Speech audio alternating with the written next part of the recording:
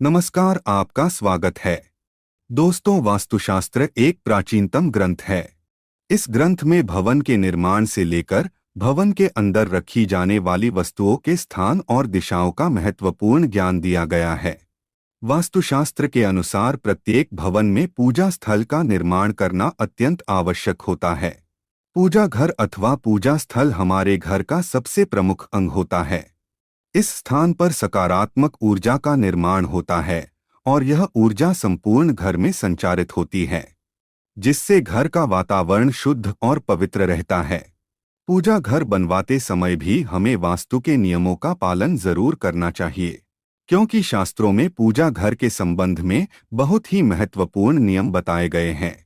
पूजा घर की दिशा, पूजा घर का स्थान, पूजा घर में रखी जाने वाली चीजें तथा पूजा करते समय मुख किस दिशा में होना चाहिए आदि प्रकार के बहुत ही महत्वपूर्ण नियमों को ध्यान में रखना आवश्यक होता है। तभी हमें हमारी पूजा का संपूर्ण फल प्राप्त होता है। कई लोग इन नियमों को नहीं जानते हैं और अनजाने में ही पूजा घर का निर्माण गलत दिशा में करते हैं अथवा पूजा घर में ऐसी चीजें रख देते हैं जो नकारात्मक ऊर्जा की स्रोत होती है। इन चीजों से निकलने वाली नेगेटिव एनर्जी पूजा घर को अपवित्र बना देती है। पूजा घर में हम अपनी अपनी पसंद के अनुसार और कुल की परंपरा के अनुसार देवी देवताओं की मूर्तियां तथा तस्वीरें रखते हैं।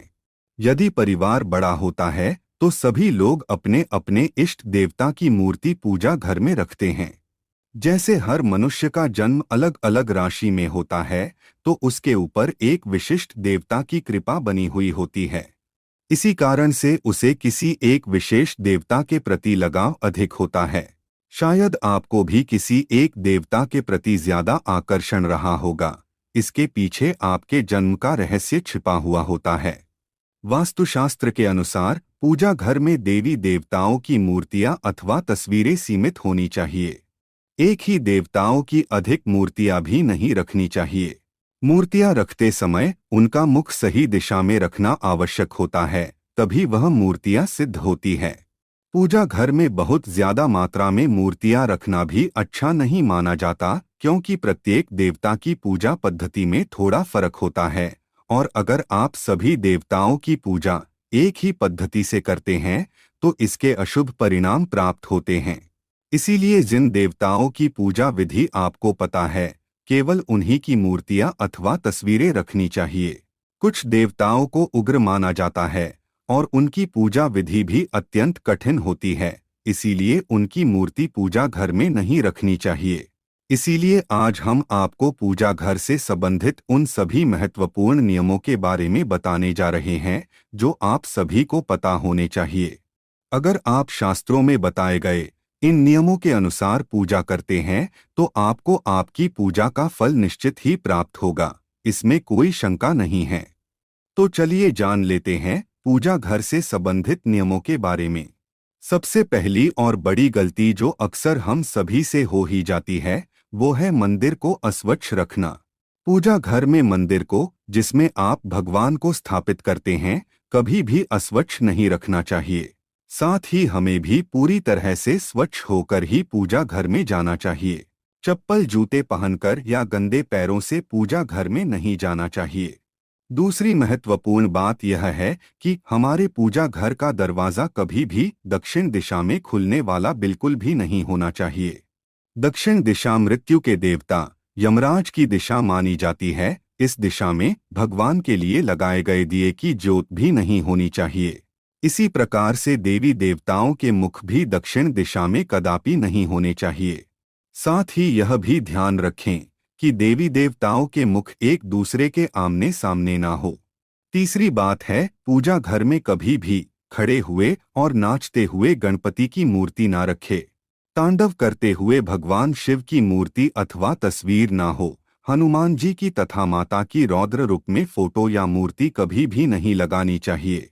किसी भी भगवान की हमेशा ही शांत और बैठी हुई अवस्था में अर्थात विराजमान अवस्था में ही मूर्ति होनी चाहिए। पूजा घर में किसी भी देवता की खंडित मूर्ति कभी नहीं रखनी चाहिए। चौथी बात है, पूजा घर में भूल कर भी किसी जीवित या मृत व्यक्ति की तस्वीर देवताओं के साथ नहीं लगाएं। यह बिल्कुल भी शुभ नहीं माना जाता है। कई लोग साधु संतों की तस्वीरें अथवा मूर्ति पूजा घर में भगवान के पास रख देते हैं। वास्तुशास्त्र में ऐसा करना शुभ माना नहीं गया है। घर के मंदिर में पूजा के लिए मूर्तियां रखी जाएं या तस्वीरें किसी भी देवता की एक से अधिक नहीं होनी चाहिए।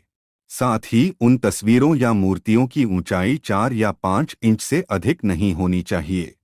जहां तक घर के मंदिर में शिवलिंग रखने का प्रश्न है, तो घर के मंदिर में 2 इंच से बड़ा शिवलिंग नहीं रखना चाहिए। यदि आपको अपने घर के मंदिर में बजरंगबली हनुमान जी की मूर्ति रखनी है, तो बाजार से खरीदकर ऐसी मूर्ति लाइए जो बैठी हुई अवस्था में आशीर्वाद देती हुई हो। घर के मंदिर में रखी जाने वाली देवी देवताओं की मूर्तियां या तस्वीरों के मुख प्रसन्नचित्त होने चाहिए। मंदिर में रखी गई मूर्तियों की बीच में कुछ दूरी अवश्य ही होनी चाहिए। घर के मंदिर में माता काली, भैरव जी और शनि देव जी की मूर्ति रखना वर्जित है। 5वीं बात है, हमारे प्राचीन हिंदू शास्त्रों में 5 देवों की प्रतिमा पूजा बताई गई है। इसीलिए प्रत्येक घर के मंदिर में इन 5 देवताओं की मूर्ति अथवा तस्वीर अवश्य ही होनी चाहिए। मंदिर में सूर्य देव की तस्वीर अवश्य लगाएं। गणेश जी, भगवान विष्णु, मां पार्वती और भगवान शिव, इन 5 देवताओं की पूजा घर में अवश्य होनी चाहिए, तभी वह पूजा घर संपूर्ण होता है। शास्त्रों में यह भी वर्णित है कि पूजा घर में देवी देवताओं की प्रतिमाएं हमारे अंगूठे से बड़ी नहीं होनी चाहिए। यदि इससे बड़ी मूर्तियां हम रखते हैं, तो उनकी प्राण प्रतिष्ठा करानी चाहिए और उनकी विशेष पूजा के नियमों का पालन करना चाहिए। ध्यान रहे, पूजा घर में भूल से भी किसी भी देवी देवता की खोखली मूर्ति नहीं रखनी चाहिए। मूर्ति मिट्टी की हो अथवा धातु की, वह कभी खोखली ना हो। ऐसी मूर्तियां जल्दी खंडित हो जाती है। मंदिर में चित्र लगाते समय ध्यान में रहे कि देवी देवताओं के चित्र फटे हुए अथवा धुंधले ना हो। 6ठी बात है, घर में देवी देवताओं की उग्र प्रतिमाएं अथवा चित्र भी ना लगाएं। भगवान का जो रूप आपको प्रिय हो, वही रूप आपके सामने होना चाहिए। देवताओं के उग्र रूप से मन में भय की स्थिति निर्माण होती है। साथ ही घर के छोटे बालक देवताओं के ऐसे उग्र रूप को देखकर भयभीत हो सकते हैं और उनके मन में भगवान के लिए प्रेम कम होने लगता है। इसीलिए पूजा घर में सदैव ही प्रसन्न मुद्रा वाली मूर्ति ही रखनी चाहिए, जिन्हें देखकर मन में प्रेरणा जागृत हो। 7वीं बात है, प्राचीन काल से जो चलन है, उसके अनुसार लकड़ी, पत्थर, सोने, चांदी या पीतल जैसी धातुओं की मूर्तियां ही घर में रखनी चाहिए। वैसे धातु की मूर्तियां महंगी होने के कारण आजकल पत्थर की मूर्तियों को भी बहुत से लोग घर में पूजा के लिए रखते हैं। पाषाण की मूर्ति सर्वश्रेष्ठ मानी गई है, क्योंकि इन्हें स्वच्छ करना आसान होता है। धातु की मूर्ति भी उत्तम होती है, क्योंकि ये जल्दी नहीं टूटती है। मिट्टी की मूर्ति रखने पर इनके टूटने की संभावना बनी रहती है और इन्हें स्वच्छ करना भी कठिन होता है। इसीलिए घर के मंदिर में ऐसी मूर्तियां रखें जो टूटे नहीं और उन्हें आसानी से स्वच्छ किया जा सके। घर के मंदिर में भूल से भी प्लास्टिक की अथवा प्लास्टर ऑफ पेरिस की मूर्तियां ना रखें। वास्तुशास्त्र में ऐसी मूर्तियों की पूजा करना अशुभ माना गया है। 8वीं बात है, वास्तुशास्त्र के अनुसार घर में मंदिर का स्थान कहाँ पर होना चाहिए। दोस्तों, भगवान तो इस संसार के कण कण में विराजमान हैं, लेकिन जहां बात करें मंदिर की, तो उसके लिए निश्चित स्थान की आवश्यकता होती है, ताकि ईश्वर का स्मरण करते समय हमारा ध्यान केंद्रित हो। इसके लिए वास्तुशास्त्र में पूर्व दिशा का निर्धारण किया गया है। यदि मंदिर को पूर्व और उत्तर की दिशा के मध्य में बनवाया जाए तो ये सर्वोत्तम होता है, क्योंकि यह स्थान सकारात्मक ऊर्जा का स्थान होता है। इसी दिशा से सकारात्मक ऊर्जा घर में प्रवेश करती है। लेकिन ध्यान रहे, आपके घर का मंदिर वॉशरूम या शौचालय से दूरी पर होना चाहिए। अपने घर का पूजा स्थल ऐसे स्थान पर कदापि न बनाएं जहां पास में वॉशरूम हो, क्योंकि वॉशरूम या शौचालय नकारात्मक ऊर्जा का क्षेत्र है।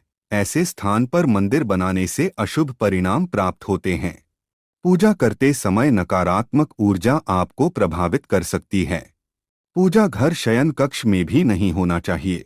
9वीं बात है, घर के मंदिर के संबंध में यह एक महत्वपूर्ण बात यह भी है कि जहां तक हो सके घर का मंदिर आपके उठने बैठने की जगह से ऊंचा होना चाहिए, क्योंकि सभी देवी देवता का स्थान हम सबसे ऊंचा है। यदि घर में पूजा के स्थान के लिए एक अलग ही कमरा दिया जाए तो सर्वोत्तम होगा। घर के मंदिर में कभी भी बिखरा हुआ सामान नहीं होना चाहिए। देवी देवताओं की मूर्तियां, पूजा सामग्री एवं अन्य धार्मिक पुस्तकें आदि अपने अपने स्थान पर रखी होनी चाहिए। कभी कभी ऐसा देखा जाता है कि लोग लापरवाही में पूजा स्थान पर वस्तुओं को बिखरा कर रखते हैं। ये वस्तुएं हमारी पूजा में बाधा निर्माण करती है, जिससे हमारा ध्यान भटकने लगता है। इसीलिए पूजा घर में सामग्री को सदैव ही व्यवस्थित रखना चाहिए। घर के मंदिर में पूजा करने के बाद जली माचिस की तीली, मुरझाया हुआ फूल, जली हुई काली बाती आदि को हटा देना चाहिए। अपने पूजा स्थल को साफ सुथरा रखना चाहिए। घर के मंदिर में बिखरी और जली हुई माचिस की तीली नहीं होनी चाहिए। यदि दीपक जलाने के लिए आपने पूजा घर में माचिस रखनी ही है तो उसे किसी कागज या कपड़े में छिपाकर रखना चाहिए। उसे सामने नहीं रखना चाहिए। दीपक जलाने के बाद बुझी हुई माचिस की तीली को इधर उधर नहीं फेंकना चाहिए, बल्कि उसे डस्टबिन में डाल देना चाहिए। ध्यान रहे पूजा घर में लाइटर आदि चीजों का प्रयोग दीपक जलाने के लिए भूल से भी ना करें। तो दोस्तों, इस प्रकार से आप अपने पूजा घर में वास्तुशास्त्र के नियमों का पालन करके सकारात्मक ऊर्जा निर्माण कर सकते हैं। उम्मीद है आपको यह जानकारी अच्छी लगी होगी।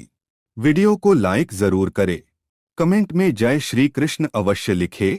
साथ ही चैनल को सब्सक्राइब जरूर करें। आप सभी का धन्यवाद।